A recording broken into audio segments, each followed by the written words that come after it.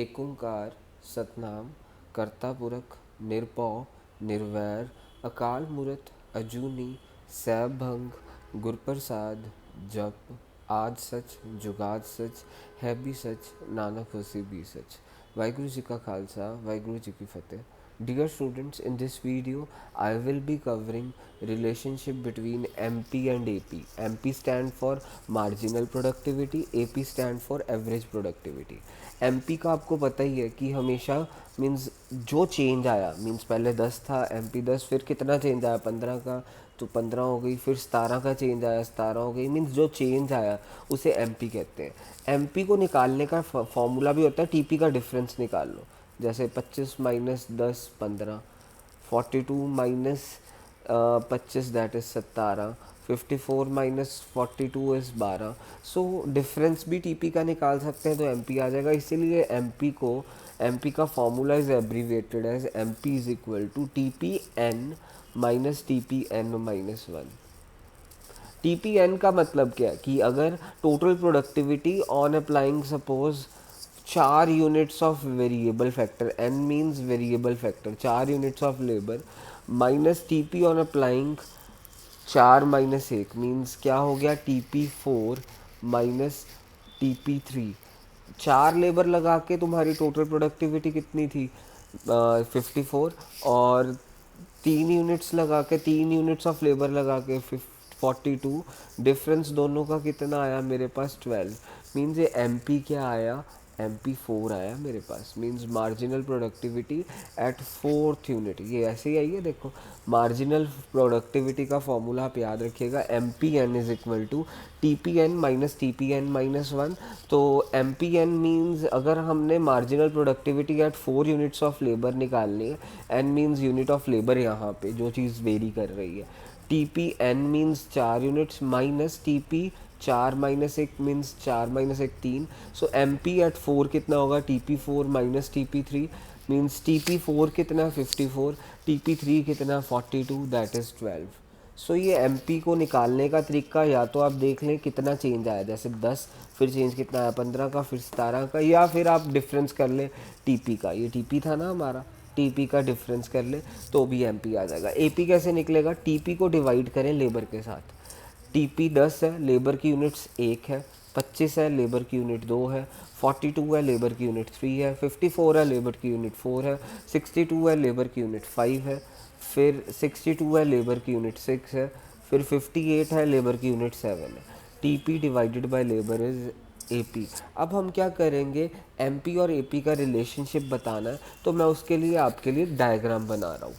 और आपको ये जैसे वाई एक्स एक्सिस पे आप रखेंगे units of labour, x axis पे यूनिट्स ऑफ लेबर लिखेंगे, और वाई एक्सिस पे क्या लिखेंगे, M P comma A P. फिर उसके बाद हमने जब ग्राफ बनाना है, ज़रा ध्यान से देखिएगा। सो मेरे बच्चों ध्यान से देखना। सो अब हमारा ग्राफ कुछ ऐसा होगा। इसका अब इम्प्लीकेशन है, पूरे ग्राफ की हमारे को इम्प्लीकेशन देखनी है। मीन सबसे पहले तो देखिए कि एम पी जोन सी है और ए पी दोनों 10-10 से शुरू हो रहे हैं। मीन्स दोनों एक ही जगह से शुरू हो रहे हैं, तो मैंने 10 लिखा। ये एम पी, ये ए पी। एम पी ने देखो जी, एम पी ने ए पी को कट करा, जहाँ पे वो पॉइंट देखिए वो ए पी का मैक्सिमम पॉइंट है। जहाँ पे एमपी ने एपी को काटा वहाँ पे हम क्या कह रहे हैं कि वो एपी का मैक्सिमम पॉइंट है। पहला रिलेशनशिप क्या हो गया, MP cuts AP at its maximum point. MP cuts AP at its maximum point, पहला रिलेशनशिप ये हो गया एमपी एंड एपी का। MP cuts AP at its maximum point, AP के मैक्सिमम पॉइंट पे एमपी ने एपी को काटा। पहला रिलेशनशिप तो ये हो गया। दूसरा रिलेशनशिप देखिए ज़रा ध्यान से, एमपी और एपी का रिलेशनशिप। जब देखिए यहाँ पे इस पॉइंट से पहले एमपी एपी से बड़ा है, इस पॉइंट से, मीन्स हमारा ये पॉइंट ऑफ डिस्टिंक्शन हो गया। मीन्स यहाँ पे जहाँ पे कट कर रहा है उससे पहले एमपी एपी से बड़ा है। जब एमपी एपी से बड़ा, देखो एपी राइज कर रहा है। एपी बढ़ किस सिचुएशन पे रहा है, मीन्स जब एपी बढ़ रहा है, मीन्स यहाँ पे एपी बढ़ रहा है, तो हम क्या कह रहे हैं, एमपी तब एपी से बड़ा है। मीन्स जब एपी राइज करेगा then MP will be greater than AP. Means जब एपी राइज कर रहा है, when AP is rising, when AP is rising, जब एपी राइज कर रहा होगा then MP will be greater than AP. जब एपी राइज कर रहा होगा एमपी एपी से बड़ा होगा। एपी राइज कर रहा है ना, और इस सिचुएशन पे MP is greater than AP. ठीक है, अब हम क्या करने वाले हैं, अब देखिए एपी फॉल कर रहा है।